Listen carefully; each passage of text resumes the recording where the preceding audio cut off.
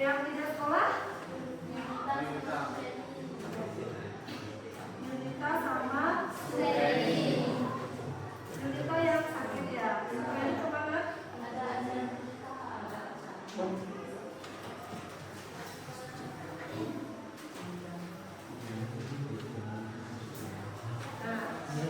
Untuk hari ini Ibu akan melanjutkan materi tentang kegiatan ekonomi.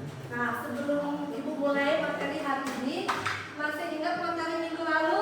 Masih. Ya, minggu lalu Ibu sudah menjelaskan tentang kebutuhan dan macam-macam kebutuhan. Kira-kira masih ingat materi tentang kebutuhan? Kalau masih, kira-kira siapa yang bisa menjelaskan apa itu kebutuhan? Oh ya, coba. Kebutuhan adalah segala sesuatu yang dibutuhkan oleh manusia untuk mencapai kesejahteraan dan mempertahankan hidupnya. Kebutuhan dapat mencakup berbagai aspek seperti pangan, sandang, papan, kesehatan, pendidikan, hingga kebutuhan sosial dan emosional. Ya, lengkap sekali, kasih tepuk tangan.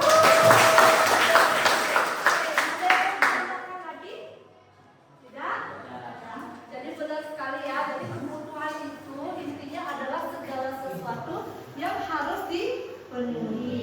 Karena itu menyangkut kehidupan kita, keberlangsungan hidup. Nah, contohnya, apa saja yang sudah kalian penuhi dari pagi ini? Dari pagi sampai siang. Sarapan, kemudian mandi, apalagi yang sudah kalian berpakaian, ya. Itu termasuk seperti yang dijelaskan oleh Anton ya. Nah, itu termasuk kebutuhan pangan yang harus dipenuhi. Kira-kira kalau kita tidak makan, kira-kira bisa bertahan hidup? Ya. Nanti kita busuk lapar, bahkan kalau sampai sebulan tidak makan bisa meninggal. Jadi kebutuhan itu adalah hal yang harus dipenuhi, walaupun kebutuhan itu banyak sesuai dengan jenisnya yang seperti sudah dijelaskan dulu lalu. Nah, untuk pertemuan hari ini Ibu akan melanjutkan tentang kegiatan ekonomi. Adapun tujuan pembelajaran yang ingin Ibu capai itu yang pertama, agar kalian semua mampu menjelaskan tentang pengertian, kemudian tujuan, serta faktor-faktor yang mempengaruhi produksi. Kemudian yang kedua, tujuannya itu agar kalian semua mampu memahami tujuan, kemudian fungsi, pengertian tentang distribusi. Dan yang terakhir, agar kalian semua memahami pengertian, kemudian tujuan, serta peran dari konsumsi. Nah, jadi kegiatan ekonomi itu sudah jelas ada berapa? Ya. Ada di slide-nya ya. Yang pertama ada produksi, kemudian distribusi dan konsumsi. Oke. Nah, sebelumnya sudah pernah dengar istilah produksi? Benar ya. Nah, kira-kira apa itu produksi? Ya.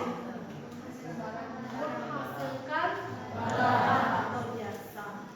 Kalian sudah pernah melaksanakan kegiatan produksi? Nah, kapan? Pas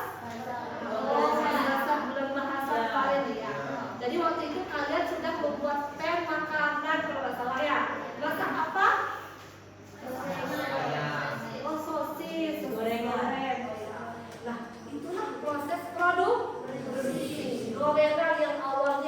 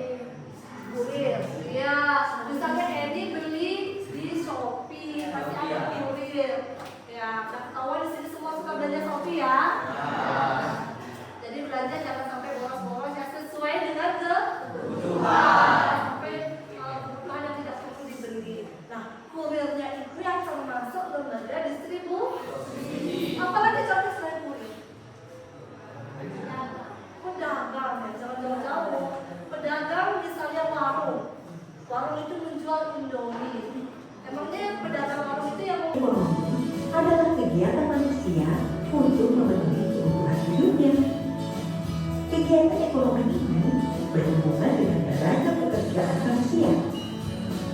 Dikarenakan setiap manusia harus melakukan kegiatan ekonomi untuk memenuhi kebutuhan hidupnya, maka masyarakat memiliki pekerjaan yang sesuai dengan bidangnya. Mari kita bahas 3 jenis kegiatan ekonomi. Pertama, kegiatan produksi. Kegiatan produksi ini dibagi menjadi 2, yaitu kegiatan menghasilkan barang dan kegiatan menghasilkan jasa. Kegiatan yang menghasilkan barang adalah kegiatan yang berupa jenis pekerjaan masyarakat yang dapat menghasilkan atau menciptakan barang. Contohnya adalah petani. Petani bercocok tanam untuk menghasilkan padi. Peternak Di kegiatan produksi selain industri yang membuat atau pabrik, apalagi yang termasuk kegiatan produksi di video yang tadi?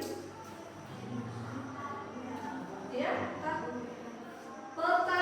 pertanian, perikanan. Nah, walaupun dia tidak membuat barang, tapi dia juga menciptakan produk. Pertanian dua ya, ini 1, 2, 3. Nah, ini yang 2 yang sedikit yang sekolah yang mengenai ini. Oke, nah kelompoknya sudah ibu bagi yang minggu lalu itu sudah sesuai dengan kemampuan kalian. Jadi ada yang pintar, ada yang menengah, biar nanti yang bisa atau mampu bisa menjadi tutor sebaya kalian. Jadi kita coba dulu ya. Nah, ini ada studi kasus yang ibu bagikan.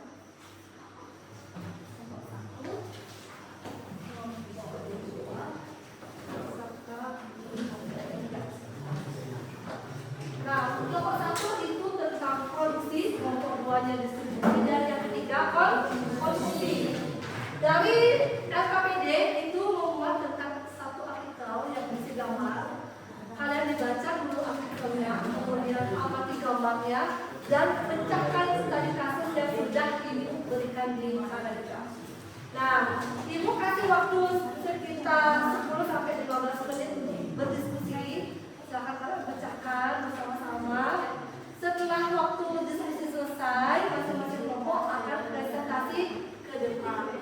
Bisa diacak nanti atau dari orang 1, 2, dan 3. Oke, ada yang belum memahami tentang LKPD-nya? Ya. Nah, materinya juga bisa dicari di Google.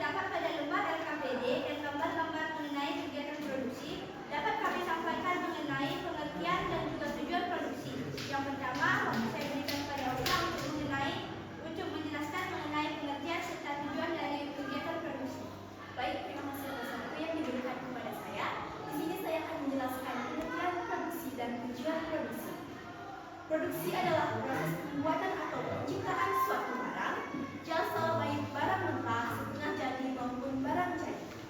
Tujuan produksi. Yang pertama, memenuhi kebutuhan konsumen. Yang kedua, memperoleh keuntungan.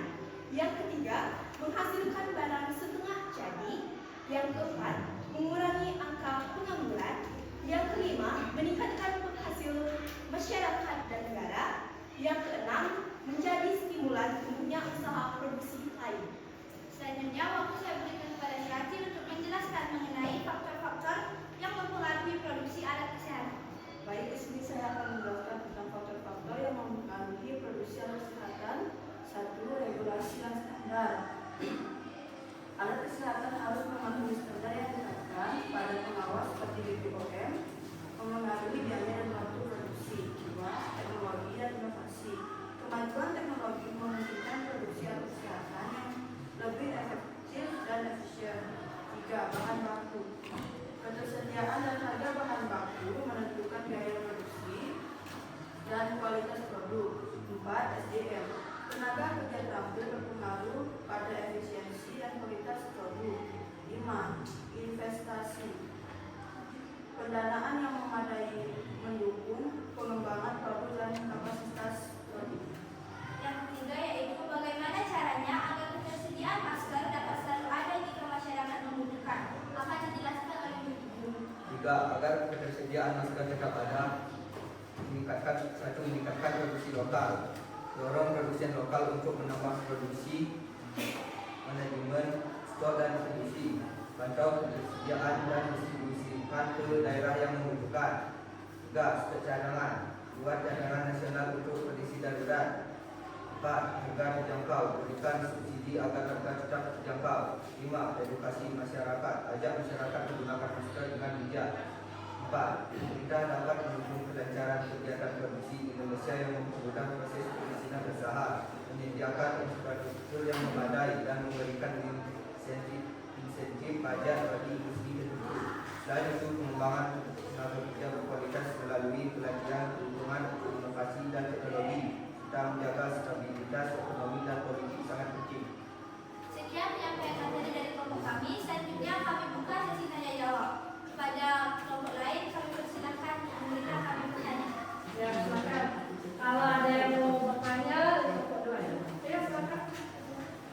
Perkenalkan, nama saya Dika Jadapuri dari kelompok 2. Diva ya. Saya ingin bertanya, mengapa faktor-faktor produksi sangat mempengaruhi produksi?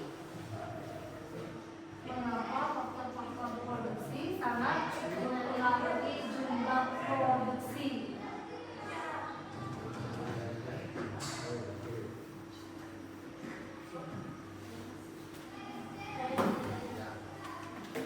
Perkenalkan, nama saya Dika dari kelompok 3. Ini mengajukan pertanyaan. Mengapa meningkatnya jumlah produksi menyebabkan meningkatnya kemakmuran masyarakat? Jumlah produksi Menyebabkan meningkatnya kemakmuran masyarakat. Mengapa jumlah produksi bisa meningkatkan kemakmuran masyarakat? Ada yang mau bertanya lagi? Tidak, kalau tidak, sampai didiskusikan. Berikan kami waktu untuk berdiskusi terlebih dahulu.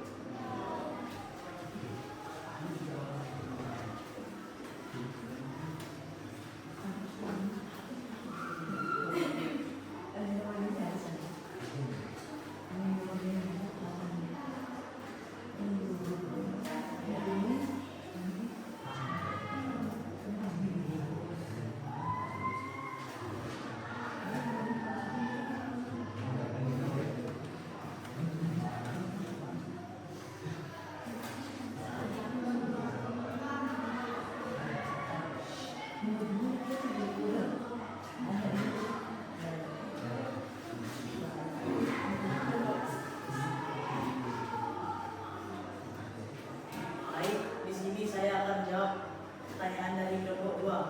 Soalnya, mengapa faktor-faktor produksi sangat mempengaruhi produksi? Faktor-faktor produksi yaitu sumber daya alam, tenaga kerja, modal dan kewirausahaan sangat mempengaruhi proses produksi. efisiensi dan kualitas produk yang dihasilkan. Jika salah satu dari faktor ini terbatas atau tidak optimal, produksi dapat lambat, meningkatkan biaya dan menurunkan kualitas atau jumlah produk.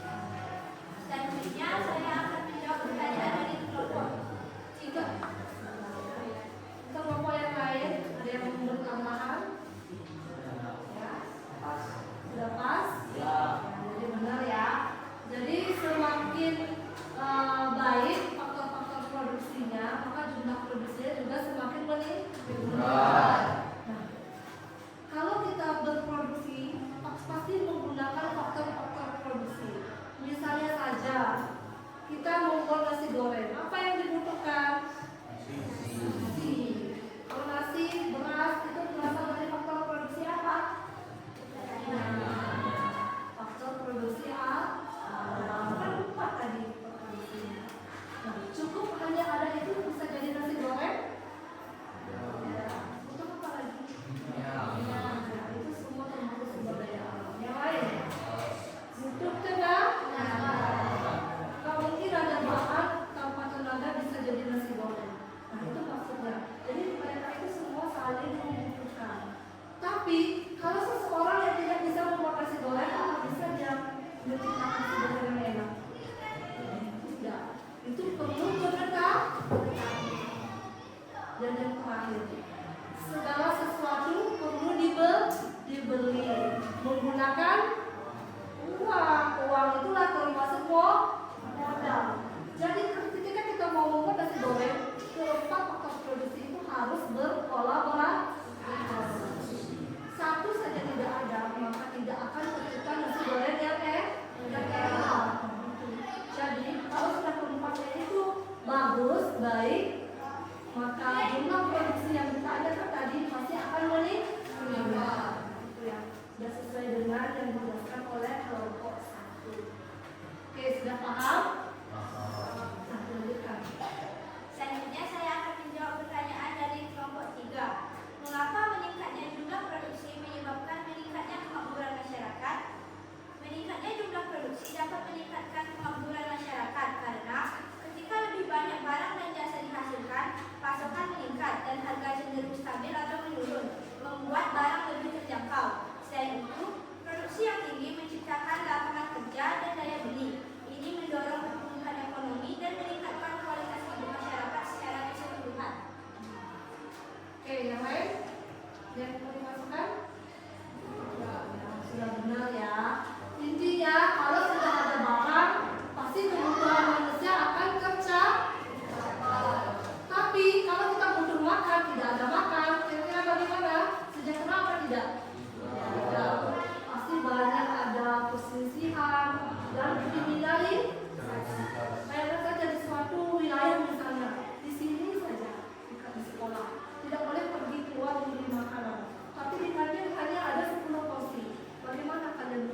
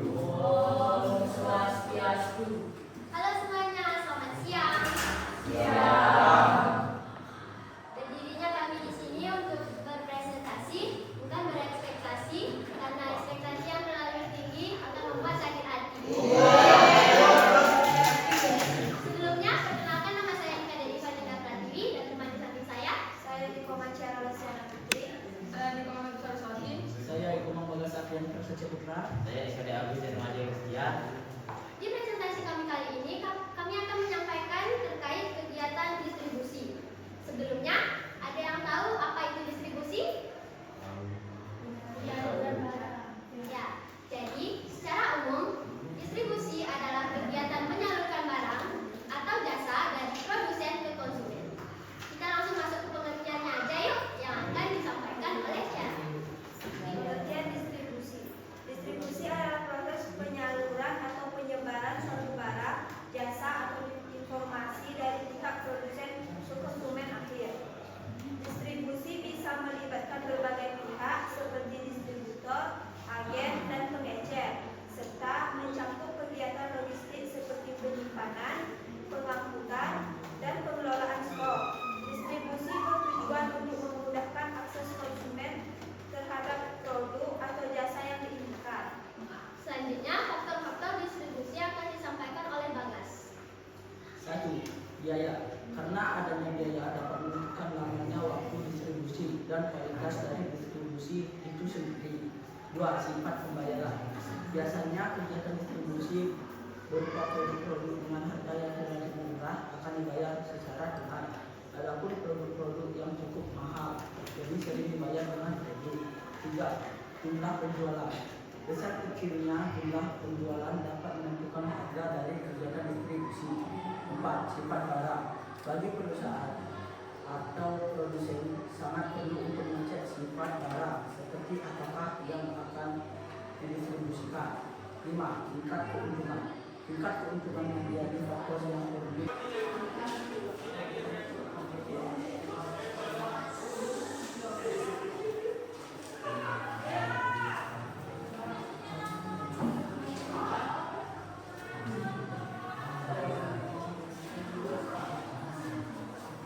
Dengan kegiatan sendiri jangan berdiskusi.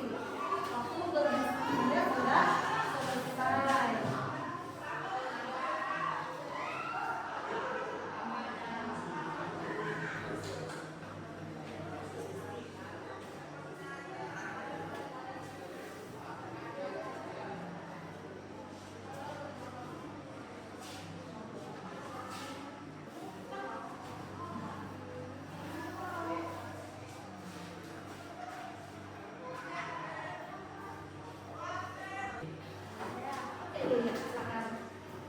Kesimpulan pembelajaran hari ini yaitu kegiatan ekonomi adalah segala hal yang kita lakukan untuk memenuhi kebutuhan kita sehari-hari seperti kegiatan produksi, distribusi, dan konsumsi. Dengan kegiatan ini kita bisa mendapatkan apa yang kita inginkan sambil memanfaatkan sumber daya secara efisien. Tujuan akhirnya adalah untuk meningkatkan kesejahteraan kita bersama dan melancarkan ekonomi agar tetap selalu berjalan dengan lancar. Masih cukup. Ada lagi yang mau memberikan kesimpulan? Nah, kalau tidak ada yang nyambung, es breaking menyenangkan. Yang lain sama menyenangkan es breaking? Ya, jadi kalau es breaking menyenangkan, minggu depan ibu akan es breaking lagi. Bagaimana? Ya, yang lain.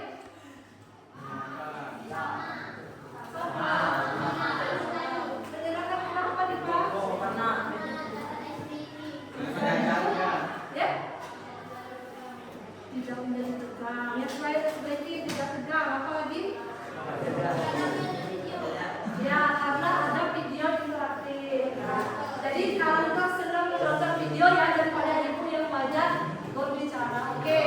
Jadi mungkin kedepannya ibu juga akan memperbanyak video daripada ceramah. Terus ada lagi? Masih bilang ibu? Berkelompok seperti ini menyenangkan? Oke, berarti kalian lebih menyukai gaya pembelajaran seperti ini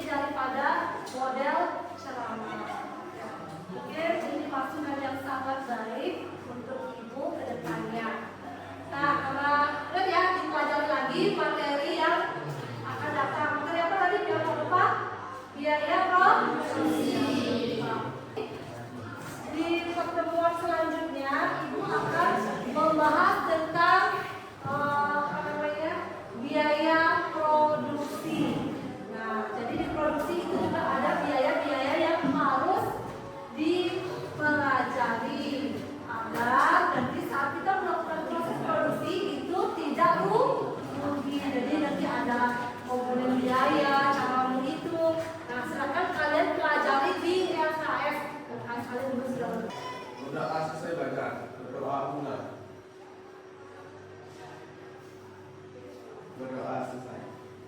Aturan pramuka